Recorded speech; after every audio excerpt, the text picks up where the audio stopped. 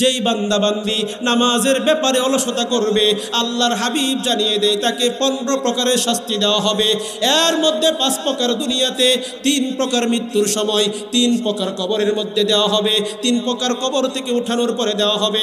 আমার ভাইয়েরা বন্ধুরা গভীর মনোযোগ দিয়ে শ্রবণ করি, আলোচনা শেষের দিকে চলে আসতেছে। 15 প্রকার শাস্তির মধ্যে 5 প্রকার দুনিয়াতে। 1 নাম্বার হলো বেনামাজি যিনি হবেন তার রিজিকের অভাব দূর হবে না, রিজিকের অভাব দূর হবে না, রিজিকের মধ্যে কোনো প্রকার বরকত হবে না। 1 নাম্বার শাস্তি, রিজিকের অভাব দূর হবে না, রিজিকের মধ্যে বরকত হবে না। 2 নাম্বার শাস্তি হলো বেনামাজির দোয়া আল্লাহ পাক কখনো কবুল করবে না। আমার ভাইয়েরা বন্ধুরা 3 নাম্বার শাস্তি হলো এই বেনামাজি যদি দান খায়রাত করে, আল্লাহ রাব্বুল আলামিন তার দান খায়রাতের বিনিময়ে তাকে কোনো কিছুই দান করবে না। 4 নাম্বার শাস্তি হলো বেনামাজির চেহারার ভিতরে কোনো প্রকার নূর থাকবে না। 5 নাম্বার শাস্তি হলো যদি কোনো আল্লাহওয়ালা দোয়া করে, আল্লাহওয়ালার দোয়ার ভিতরে বেনামাজির কোনো অংশ থাকবে না। নাউজুবিল্লাহ বলবেন না। দুনিয়াতে কয় প্রকার শাস্তি? 1 নাম্বার, তার রিজিকের মধ্যে বরকত থাকবে, হাজার হাজার লক্ষ লক্ষ টাকা কামায়, কিন্তু লাস্টে মাস শেষে কয় আর কোনো টাকা পয়সা নাই, আছে না নাই? অভাব আর অভাব, জিন্দিগি ভরে অভাব। এর কারণ কি জানেন? এর 1 নাম্বার কারণ হলো সে বেনামাজি। বেনামাজি হইলে রিজিকের অভাব দূর হবে না। এরপরে বেনামাজির চেহারার কোনো প্রকার নূর থাকবে না, তার দোয়া কবুল হবে না। এরপরে তার দান সৎকার কোনো বিনিময় দেওয়া হবে না। আল্লাহওয়ালারা দোয়া করলে ওই দোয়ার অংশ তার মধ্যে থাকবে না বেনামাজির জন্য। ভাইরা আমার, এই হলো দুনিয়ার শাস্তি 5 প্রকার। মৃত্যুর সময় হবে 3 প্রকার শাস্তি। হাদিসের মধ্যে রয়েছে বেনামাজি যখন মৃত্যুবরণ করবে ওই সময় তাকে 3 প্রকার শাস্তি দেওয়া হবে। 1 নাম্বার হলো বেনামাজি জিল্লতের সহিত মৃত্যুবরণ করবে। কিসের সহিত? জিল্লতের সহিত, লাঞ্ছনার সহিত। এমন একটা অবস্থা হবে দুনিয়ার মানুষ তাকে আর কেউ পছন্দ করবে না, সবাই শুধু ঘৃণা করবে আর মনে মনে বলবে এই লোকটা বললেই ভালো হয়। এমন কথা সমাজের মানুষ বলে কি বলে না? বেনামাজিকে মৃত্যুর সময় 3 প্রকার শাস্তি দেওয়া হবে। 1 নাম্বার হলো বেনামাজি জিল্লতের সহিত মৃত্যুবরণ করবে। 2 নাম্বার শাস্তি হলো পিপাসার্ত অবস্থায় মৃত্যুবরণ করবে। ভাইরা আমার, বন্ধুরা, বাবারা, বেনামাজি পিপাসার্ত অবস্থায় মৃত্যুবরণ করবে।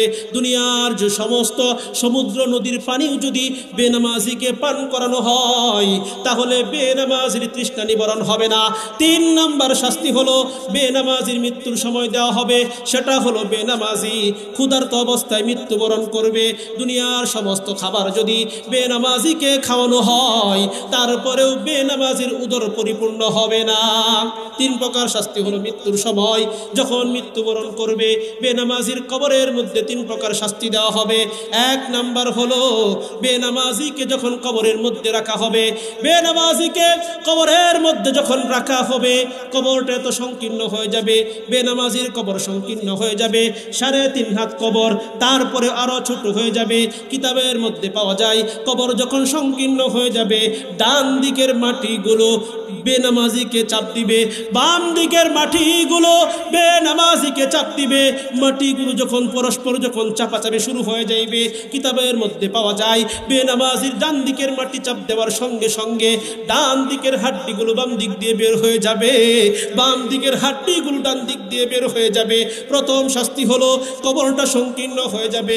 দ্বিতীয় শাস্তি হলো বেনামাজির কবরের ভিতরে আগুন ধাউ ধাউ করে আগুন জ্বলবে। ও আমার বাবারা, বন্ধুরা, আগুন ধাউ ধাউ করে জ্বলতে থাকবে। বেনামাজির কবরের মধ্যে শাস্তি দেওয়া হবে। 3 নাম্বার শাস্তি হলো আল্লাহর হাবিব জানিয়ে দিয়েছেন কবরের মধ্যে যখন বেনামাজিকে রাখা হবে কবরের মধ্যে একটা বিষধর সাপ নিযুক্ত করে দেওয়া হবে।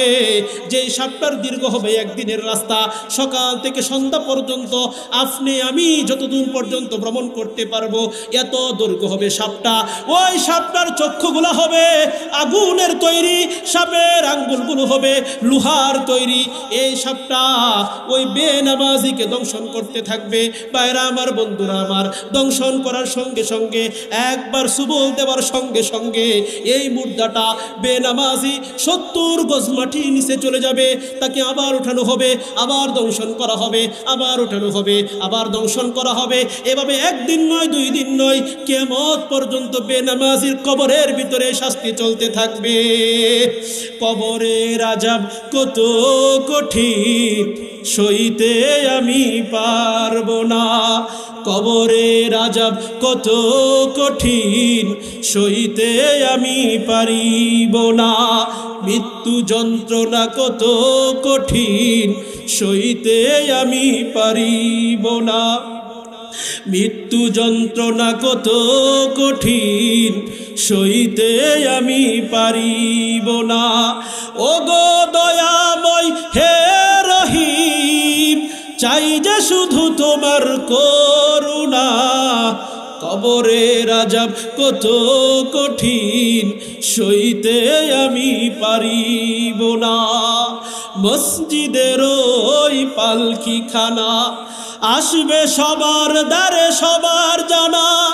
মসজিদের ওই পালকি খানা আসবে সবার দ্বারে সবার জানা।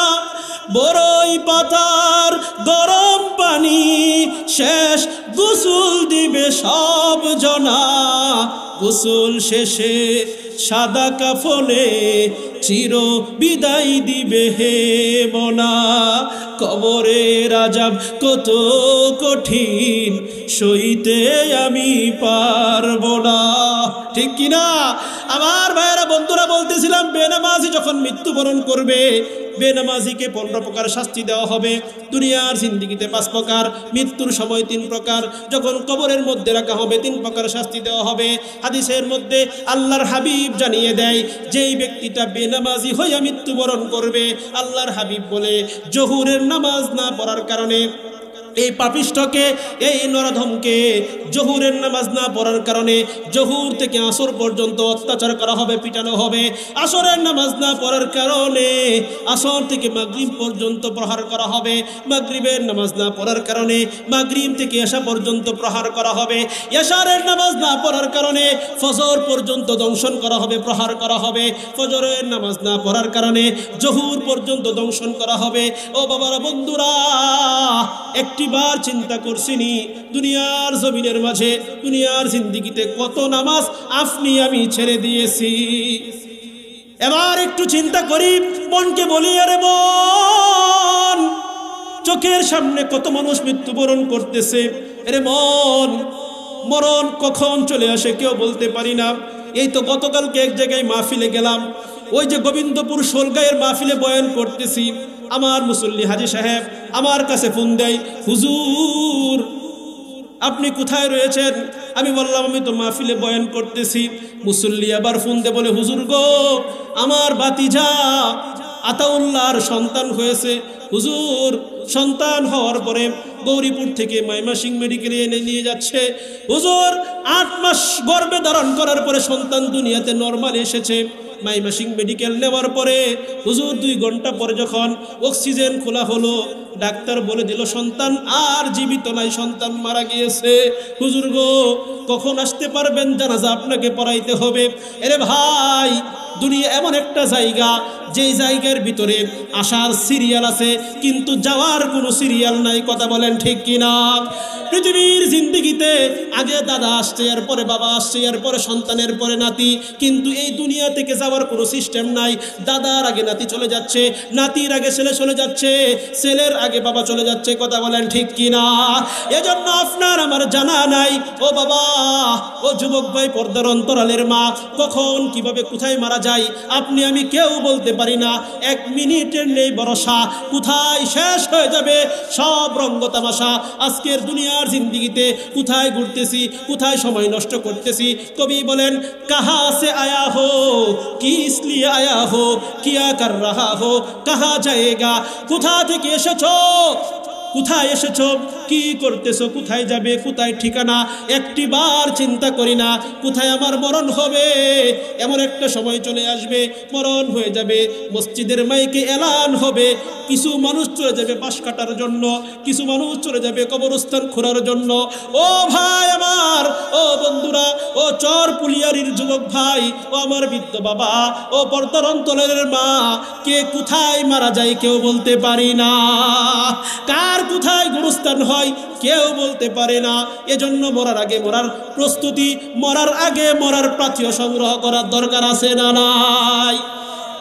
গুরুস্থানের একটু মাটি বাইনা করে রাখ রে, গুরুস্থানে একটু মাটি বাইনা করে রাখ রে, এখনই তোর আসতে পারে চলে যাওয়ার ডাক রে, এখনই তোর আসতে পারে চলে যাওয়ার ডাক রে।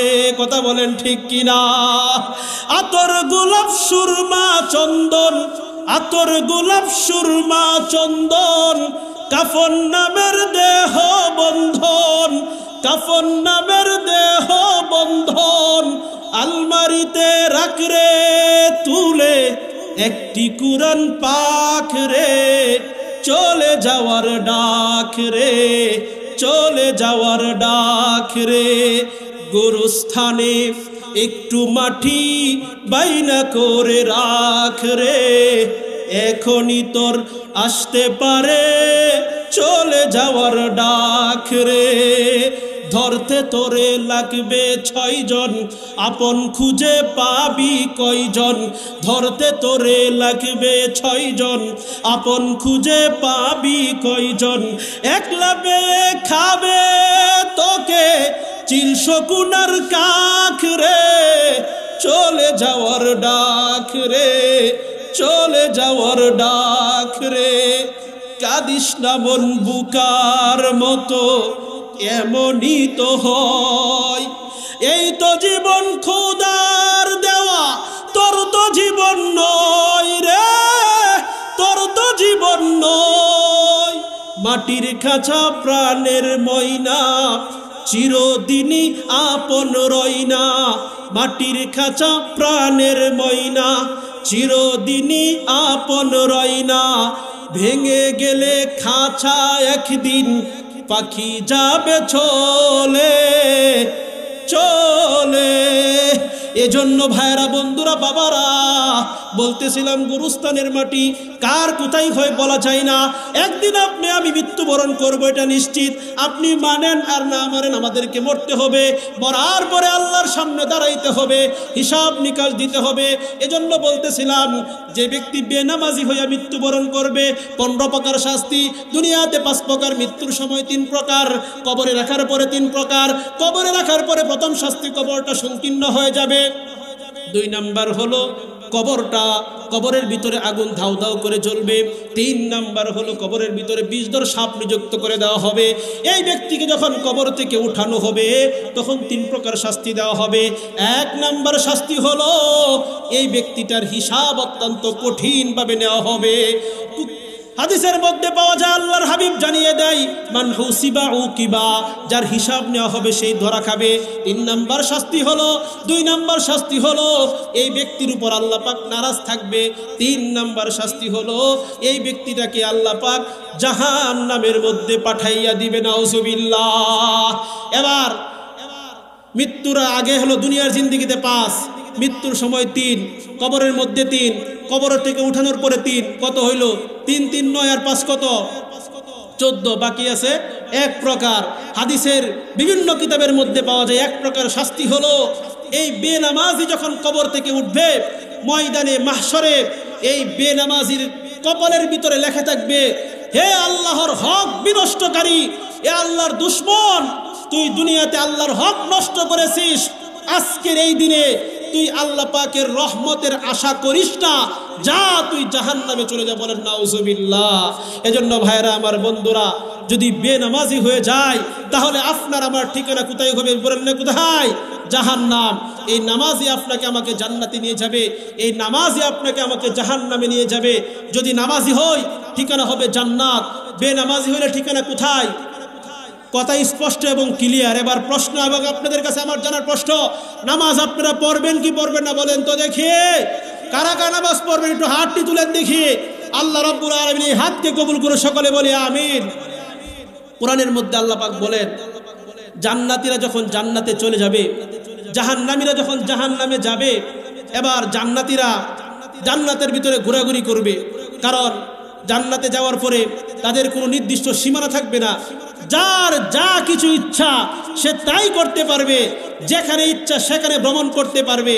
এবার জান্নাতীরা ভ্রমণ করতে করতে এক পর্যায়ে আল্লাহকে বলবে, আল্লাহ আমরার মনের মধ্যে একটু আশা জাগছে। বলে কি আশা? বলে আল্লাহ জাহান্নামে যারা গেছে এদেরকে একটু দেখবার চাই। বলে কি বলো, তোমরা জান্নাত পাইছো, হয়তো আনন্দ অবয় জায়গা, এরপরে জাহান্নামীকে দেখতে চাও, ব্যাপার বুঝলাম না কিছু। না আল্লাহ মনটা চাইছে। বলে না জান্নাতে থাকো। বলে আল্লাহ আপনারা বলছেন যে জান্নাতে সবকিছু দেওয়া হবে, অনুমতি দেওয়া হবে, তাহলে আমরা এবার বলতেছি একটু জাহান্নামীকে দেখবো, অনুমতি দিতেন না? আল্লাহ বলে ঠিক আছে, আমি যখন বলছি যা অনুমতি দেওয়া হলো, দেখো জাহান্নামী কারা। ফেরেশতাদেরকে বলা হবে এদেরকে দেখায় দাও জাহান্নামে কারা আছে।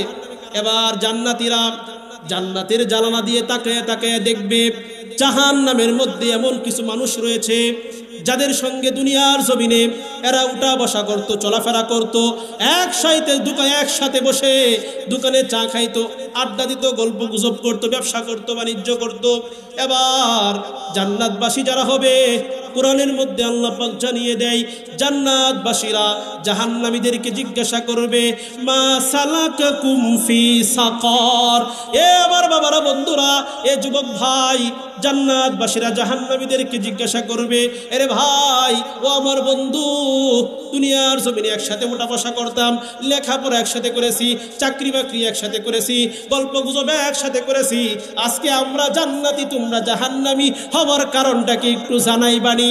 এবার যখন জান্নাতবাসী জাহান্নামীদেরকে জিজ্ঞাসা করবে, জাহান্নামীরা জান্নাতবাসীদের কথার জবাবে বলে দিবে, আজকে আমাদের জাহান্নামে থাকার এক নাম্বার কারণ হলো ক্বালু লাম নাকু মিনাল মুসাল্লিন ওয়া লাম নাকু নুতঈমুল মিসকিন ওয়া কুন্না নাখুদু মাআল খাইদিন ওয়া কুন্না নুকাযযিবু বিয়াউমিদ্দিন হাত্তা আতানাল ইয়াকিন।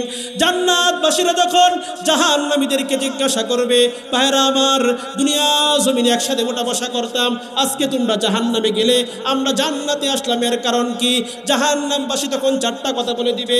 এর মধ্যে এক নম্বর কথা হলো, জাহান্নামীরা বলবে ক্বালু লাম নাকু মিনাল মুসাল্লিন, ও ভাই দুনিয়ার জমিনে আমরা মুসল্লি ছিলাম না। মুসল্লি মানে হলো নামাজি, আমরা নামাজি ছিলাম না। নামাজি না হওয়ার কারণে তোমরা আজকে জান্নাতে চলে গিয়েছো। একসাথে থাকতাম, নামাজের সময় হইলে তোমরা যাইতা নামাজ পড়তে, আর আমরা দোকানের মধ্যে বসে থাকতাম, তোমরা নামাজ পড়ে আইসে দেখতা আমরা গল্প গুজবের মধ্যে লিপ্ত রয়েছি, একসঙ্গে উঠা বসা লেনদেন ছিল, কিন্তু আমরা নামাজি ছিলাম না। নামাজি না হওয়ার কারণে আজকে তোমরা জান্নাতের মধ্যে চলে গিয়েছো, আর আমরা জাহান্নামের মধ্যে রয়েছি। এবার বলবে আর কোনো কারণ আসেনি? জাহান্নামীরা বলবে দুই নম্বর কারণ হলো ওয়ালাম নাকু নুতঈমুল মিসকিন, আমরা দুই নম্বর কারণ হলো জাহান্নামে থাকার দুই নম্বর কারণ হলো আমরা মিসকিনদেরকে খাবার খাওয়াইতাম না। এলাকার মধ্যে অভাবী, গরিব, হতদরিদ্র ব্যক্তি আছে, আল্লাহ পাক আমাদেরকে ধন সম্পদ দিয়েছিল, কিন্তু একা একা খাইতাম, নিজে ভক্ষণ করতাম। বাড়ি গাড়ি নারী আমার অভাব ছিল না, কিন্তু আমার প্রতিবেশী না খায় মরতেছে, কোনো দিন আমি খবর নেই নাই। খবর না নেওয়ার কারণে ওয়ালাম নাকু নুতঈমুল মিসকিন, মিসকিনদেরকে খাবার না খাওয়ানোর কারণে আল্লাহ রাব্বুল আলামিন আমাদেরকে জাহান্নামে দিয়েছে। বলে আরো কোনো কারণ আসেনি? বলে আরেকটা কারণ আছে। বলে সেটা কি? বলে তিন নম্বর কারণ হলো ওয়া কুন্না নাখুদু মাআল খাইদিন, বলে আমরা দুনিয়ার জমিনে বৈশা সমালোচকদের সঙ্গে বৈশা সমালোচনা করতাম, গীবতকারীর সঙ্গে বৈশা গীবত করতাম। যারা গীবত করত এদের সঙ্গে আমরা গীবত করতাম, সমালোচনা করতাম। সমালোচনা করার কারণে, গীবত করার কারণে, পরনিন্দা করার কারণে আজকে তোমরা জান্নাতি হয়ে গেলে, না করার কারণে, আমরা করার কারণে আমরা জাহান্নামী হয়ে গেলাম। বলে আরো কোনো কারণ আসেনি, বলে আরেকটা কারণ আছে। বলে সেটা কি? বলে সেটা হলো ওয়া কুন্না নুকাদ্দিবু বিয়াউমিদ্দিন, আমরা ইয়াউমুদ্দিন বিচার দিবস, আল্লাহ পাক রব্বুল আলামিন যে আমাদেরকে আবার একত্রিত করবে, হাসরের মাঠ কায়েম করবে, এটাকে আমরা বিশ্বাস করতাম না। বলে বিশ্বাস না করার কারণে আল্লাহ রব্বুল আলামিন আমাদেরকে জাহান্নামে দিয়ে দিয়েছে। তোমরা যেহেতু বিশ্বাস করতা, এজন্য তোমরা জান্নাতে চলে গিয়েছো।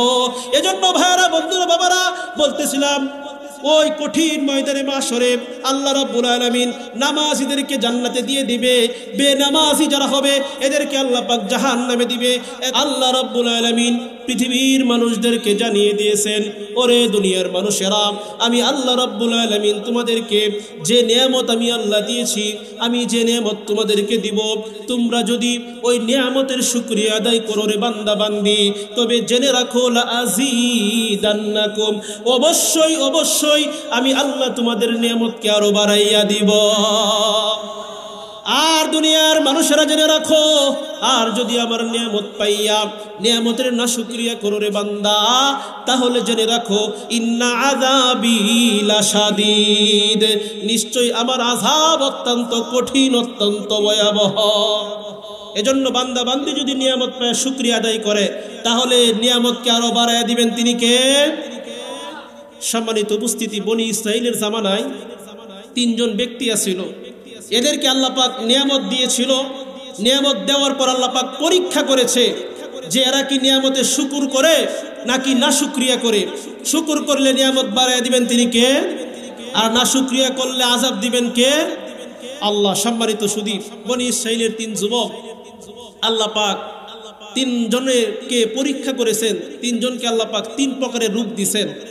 এর মধ্যে একজনকে আল্লাহ পাক রূপ দিয়েছেন, তাহার শরীরে শ্বেত রূপ, আমরা যাকে কুষ্ঠ রূপ বলি, শরীরের মধ্যে সাদা সাদা ফসকা রূপ আছে না নাই?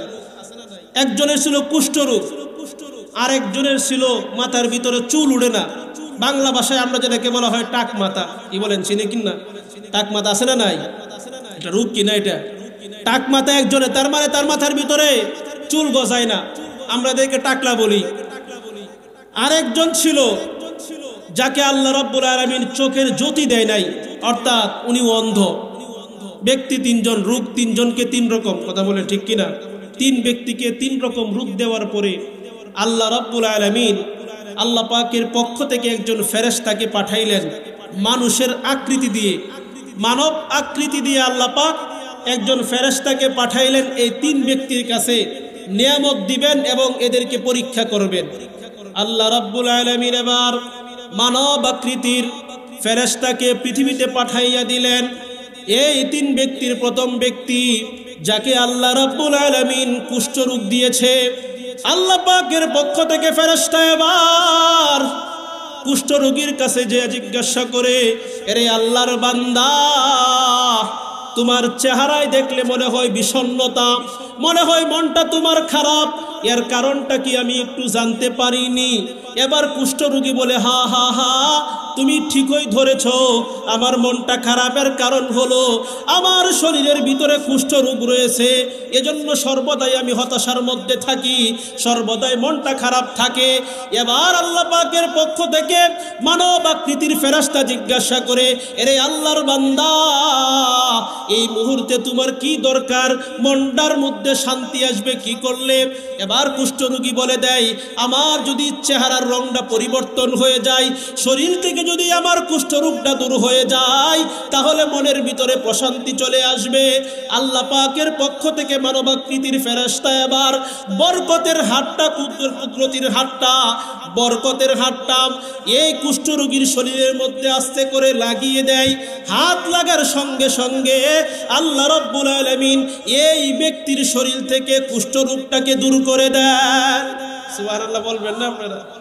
কুষ্ঠরোগ যখন দূর হয়ে যায়, এবার বলে, ও আল্লাহর বান্দা, এই মুহূর্তে দুনিয়ার সম্পদের মধ্য থেকে তোমার কাছে কোন সম্পত্তিটা সবচেয়ে বেশি প্রিয়? তুমি বলো, তাহলে তোমাকে এটা দেওয়া হবে। এবার কুষ্ঠরোগে আক্রান্ত ব্যক্তি সুস্থ হয়ে বলতেছে, আমার কাছে এই মুহূর্তে দুনিয়ার সম্পত্তির মধ্যে হতে সবচেয়ে প্রিয় সম্পত্তি হলো আমি খুব উটনি পছন্দ করি। যদি আমাকে একটা উটনি দেওয়া হয় তাহলেই আমি সন্তুষ্ট হয়ে যাব, খুশি হয়ে যাব। আল্লাহ পাকের পক্ষ থেকে মানব আকৃতির ফেরেশতা এবার এই যুবকটাকে 10 মাসের গর্ভবতী একটা উটনি দান করে, উটনি দেওয়ার পরে সঙ্গে সঙ্গে বলে দেয়, আল্লাহ রাব্বুল আলামিন তোমাকে এই উটনির মধ্যে বরকত দান করো। এবার যখন প্রথম ব্যক্তি যখন শেষ হয়ে গেল, এবার মানব আকৃতির ফেরেশতাটা দ্বিতীয় ব্যক্তির কাছে যায়। ওই দ্বিতীয় ব্যক্তি যার মাথার ভিতরে চুল নাই, ব্যক্তির কাছে গিয়ে জিজ্ঞাসা করে, এরে আল্লাহর বান্দা, চেহারার দিকে তাকাইলে মনে হচ্ছে বিষণ্ণতা, মনের দিকে তাকাইলে মনে হচ্ছে খুব কষ্টের মধ্যে আছো, তোমার মনের কষ্টের কারণটা কি একটু জানাই বানি? টাকলাওয়ালা ব্যক্তি বলে, আমার মনের কষ্ট হলো ছোট্টকাল থেকে দেখতেছি মাথার ভিতরে চুল নাই, চুল না থাকার কারণে সমাজের মধ্যে আমি বের হইতে পারি না, রাস্তাঘাটে চলাফেরা করতে পারি না, হাটে বাজারে যাইতে পারি না, মানুষের সামনে হইলে লজ্জা লাগে। আমার কষ্টের কারণ হলো যদি আমার মাথার ভিতরে যদি চুল গজাইয়া যাইতো তাহলে মনের কষ্টটা দূর হয়ে যাইতো। এই কথা বলার সঙ্গে সঙ্গে মানব আকৃতির ফেরেশতারা, আল্লাহ পাকের পক্ষ থেকে ফেরেশতা প্রেরিত মানব আকৃতির ফেরেশতা তার হাতটা টাকলা ব্যক্তির মাথার উপরে যখন বুলাইয়া দেয়, সঙ্গে সঙ্গে কুদরতিভাবে আল্লাহ রাব্বুল আলামিন মাথার ভিতরে চুল দিয়ে দেন। মাথায় যখন চুল হয়ে গেল, ব্যক্তিটা আনন্দে বিভোর হয়ে গেল, খুশি। এবার ফেরেশতা জিজ্ঞাসা করে, এরে আল্লাহর বান্দা, এই মুহূর্তে তোমার কাছে দুনিয়ার মাঝে সবচেয়ে প্রিয় সম্পত্তি কোনটা একটু বলবানি? তুমি যেটাই চাইবা তোমাকে সেটাই দেওয়া হবে।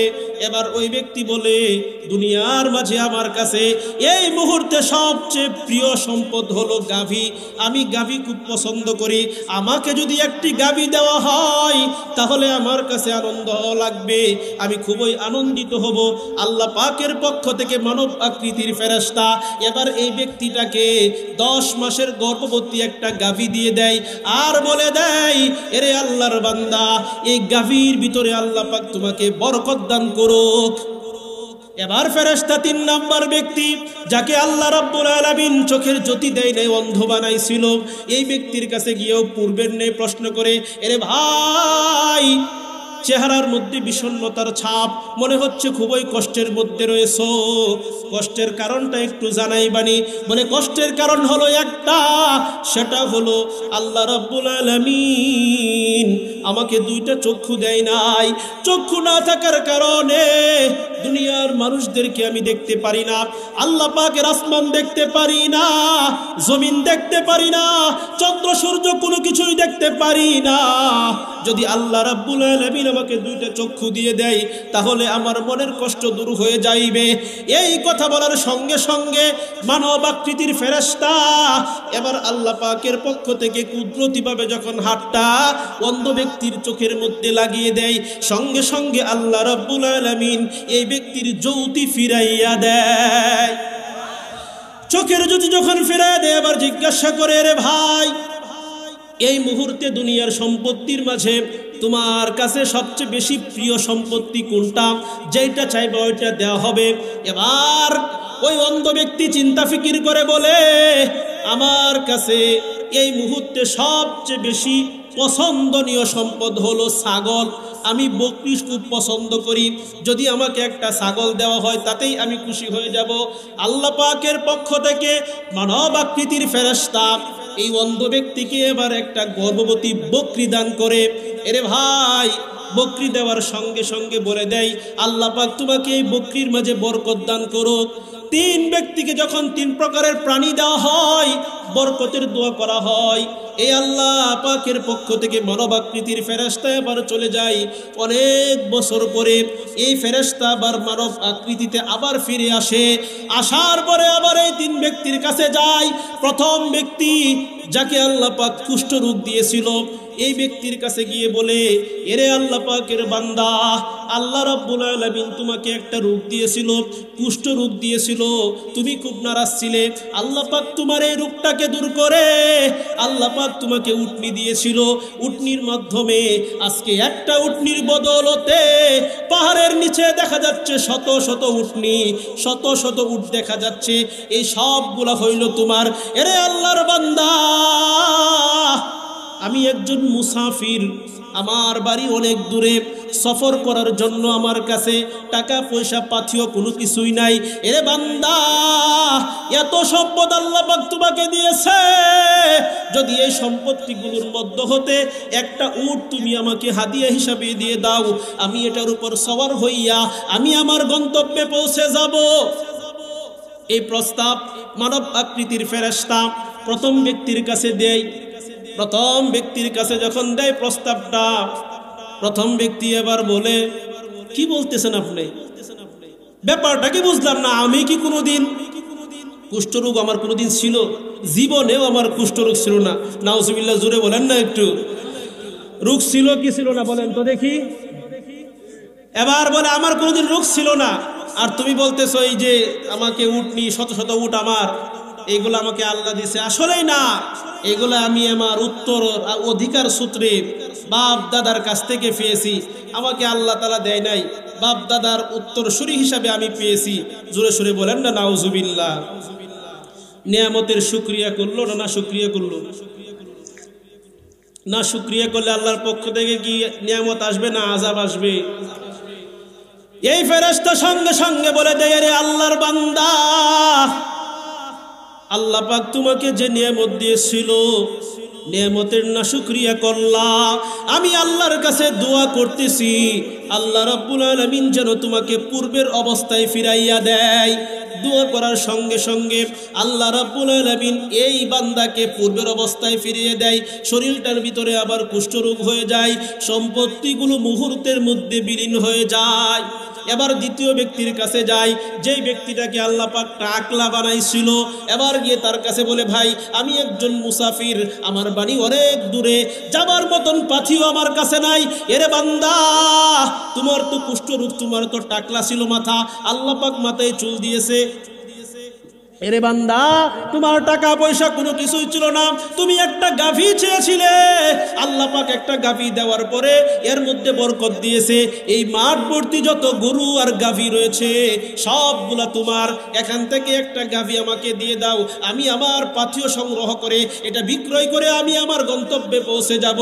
দ্বিতীয় ব্যক্তির কাছে যখন মুসাফির আল্লাহর পক্ষ থেকে মানব আকৃতির ফেরেশতা যখন এই প্রস্তাব জানায়, দ্বিতীয় ব্যক্তিও প্রথম ব্যক্তির মতো বলে দেয়, আমি কোনোদিন গরিব ছিলাম না, আমার কোনোদিন টাকমাথা ছিল না, ছোট্ট কাল থেকে আমার মাথায় চুল, আর এই যে দেখতেছো এতগুলো গরু, শত শত গরু, এইগুলো আমি আমার বাপ দাদার কাছ থেকে পেয়েছি, আমাকে কেউ দান করে নাই। জোরে সুরে বলেন না নাউজুবিল্লাহ।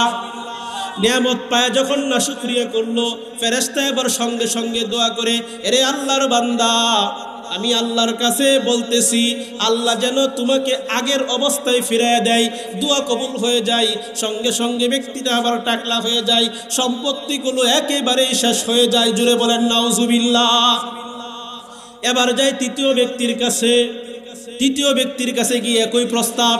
তৃতীয় ব্যক্তিকে যখন বলে, আরে আল্লাহর বান্দা, কোনো এক সময় তোমার চক্ষুগুলো ছিল না, তুমি অন্ধ ছিলে, তুমি নিঃস্ব অসহায় ছিলে, আল্লাহ পাক তোমাকে চক্ষুগুলো দিয়েছে, এরপর তোমাকে একটা বকরি দিয়েছিল, একটার বদলতে এবার মাঠ ভর্তি শত শত ছাগল দেখা যাচ্ছে, সবগুলোই হলো একটার বদলতে। এত নিয়ামত আল্লাহ পাক তোমাকে দিয়েছে। এই নিয়ামতগুলোর মধ্য থেকে আমি একজন মুসাফির বান্দা, আবার বাড়ি অনেক দূরে, বাড়িতে যাওয়ার মতন পাথিও আমার কাছে টাকা পয়সা কোনো কিছুই নাই, যদি একটা ছাগল দিতা এটা বিক্রি করে আমি আমার গন্তব্যে পৌঁছে যাইতাম। মানব আকৃতির ফেরেশতা যখন এই ব্যক্তির কাছে আবদারটা জানায়, অন্ধ ব্যক্তি সঙ্গে সঙ্গে বলে দেয়, হা হা হা, ঠিকই বলেছ, আমি এক সময় অন্ধ ছিলাম, আল্লাহ পাক আমার অন্ধত্ব দূর করে দিয়েছে, যার কারণে দুনিয়ার যত নাজ নিয়ামত রয়েছে সব আমি দেখতে পারতেছি। এরে আল্লাহর বান্দা, আমি নিঃস্ব অসহায় ছিলাম, আল্লাহ পাক আমাকে একটা ছাগল দিয়েছিল, ওই একটার বদৌলতে এখন মাঠ ভর্তি শত শত ছাগল হয়ে গিয়েছে।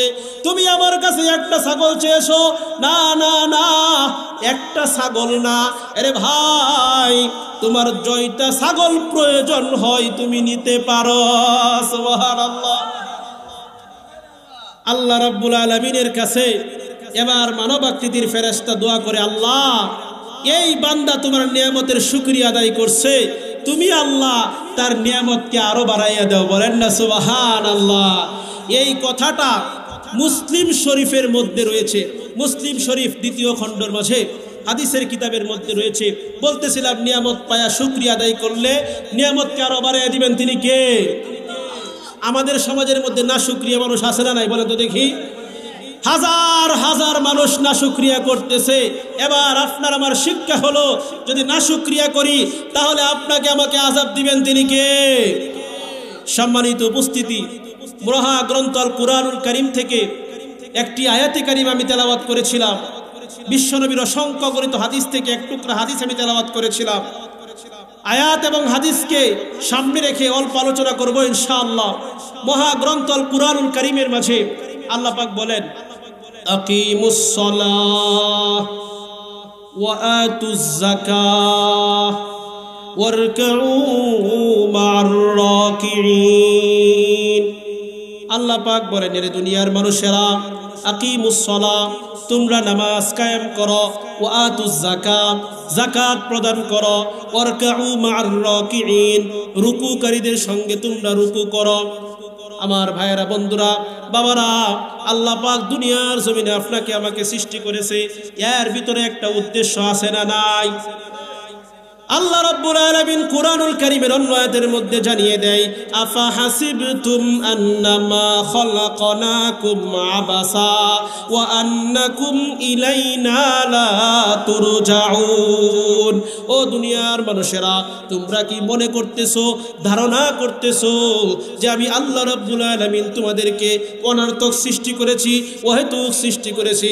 না না না না, আমি আল্লাহ তোমাদেরকে অনর্থক সৃষ্টি করি নাই, বরং আমি আল্লাহ তোমাদেরকে সৃষ্টি করেছি। ওয়ামা খালাকাতুল জিন্না ওয়াল ইনসা ইল্লা লিয়াবুদুন। আমি তোমাদেরকে মানব এবং দানবকে সৃষ্টি করেছি একমাত্র আমি আল্লাহর ইবাদত বন্দেগী করার জন্য। জোরে কোন ঠিক কিনা? ইবাদত বন্দেগী করার জন্য। ইবাদত বন্দেগীর মাঝে সর্বশ্রেষ্ঠ ইবাদত হলো নামাজ। জোরে বলেন কি ভাই? আল্লাহর নবীর একজন সাহাবা নবীর কাছে এসে জিজ্ঞাসা করতেছে, আইয়ুল আমালি আহাব্বু ইলাল্লাহি আযজা ওয়া জাল্লা।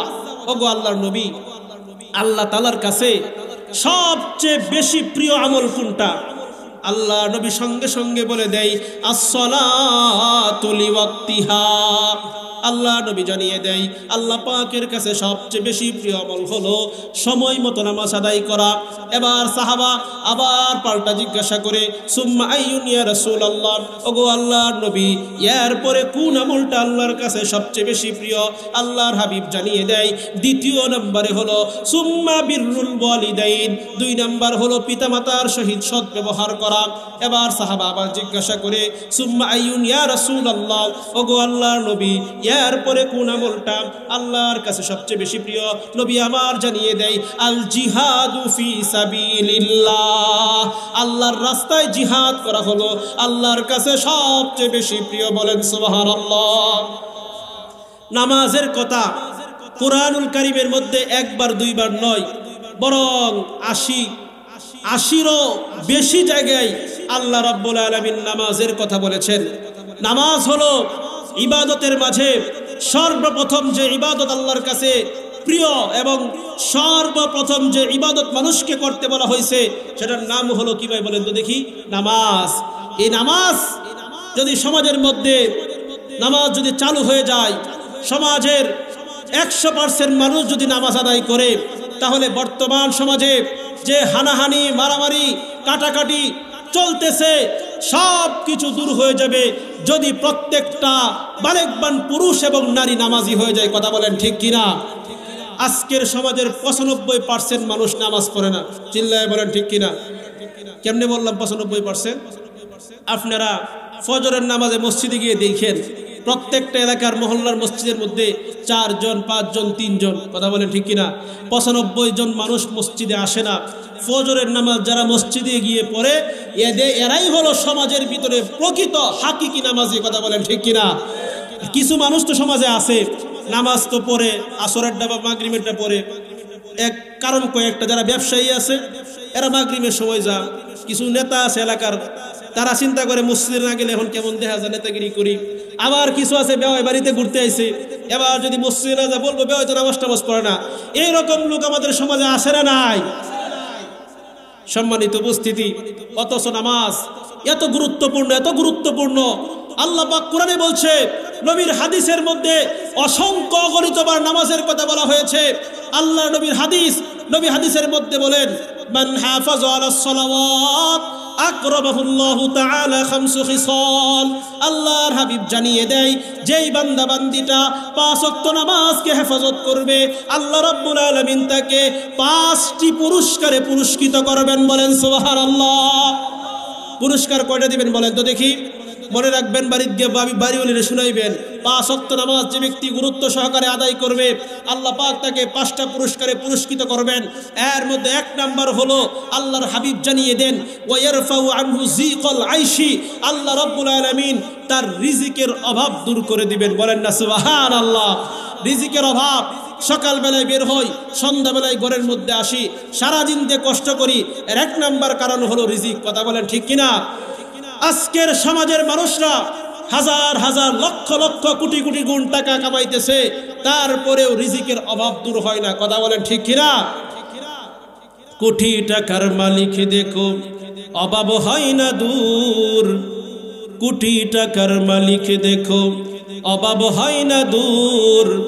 গরিব ঘুমাই আরাম করে, মনটা বাহাদুর। ঠিক কিনা? কোটি টাকার মালিক দেখো, অভাব হয় না দূর। গরিব ঘুমাই আরাম করে, মনটা বাহাদুর।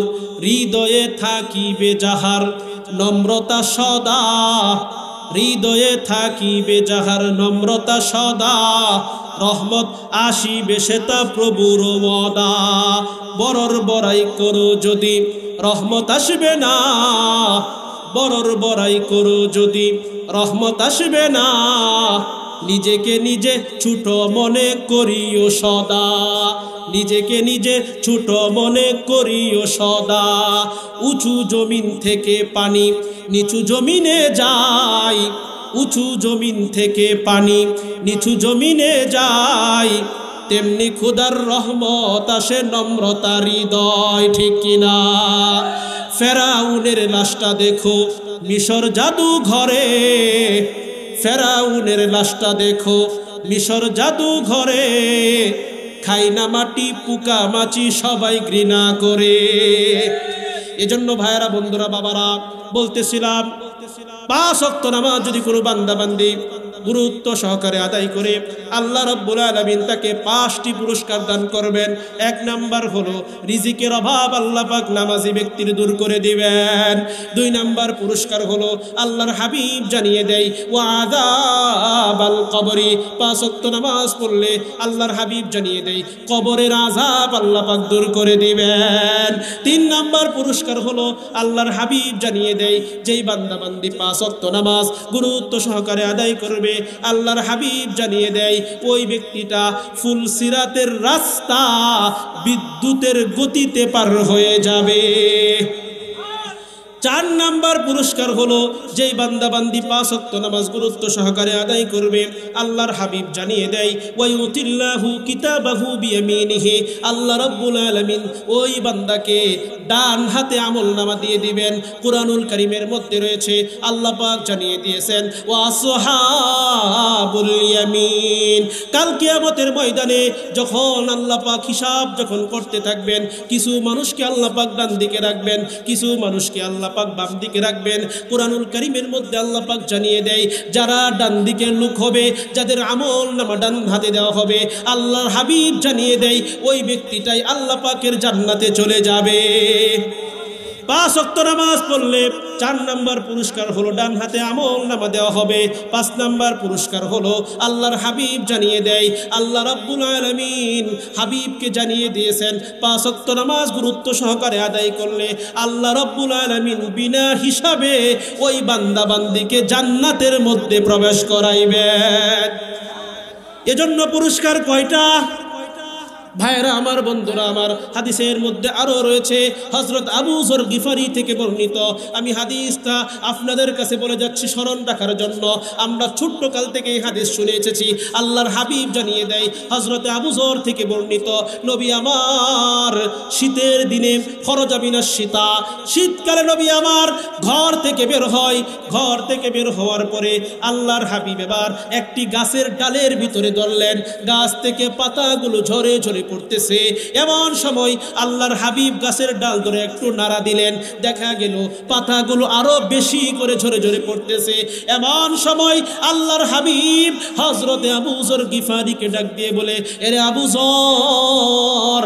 আবু যরের নাম নেওয়ার সঙ্গে সঙ্গে আল্লাহর হাবিবের প্রিয় সাহাবী আবু যর গিফারি বলতেছে, লাব্বাইকা ওয়া সাদাইকা ইয়া রাসূলুল্লাহ। ওগো আল্লাহর হাবিব, আমি উপস্থিত, আমি উপস্থিত।